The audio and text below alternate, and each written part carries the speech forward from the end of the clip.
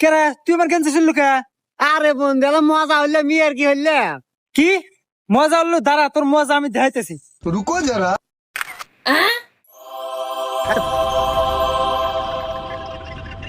Hello AI, আমার বন্ধুর সাথে একটা মেয়েকে অ্যাড করে দাও।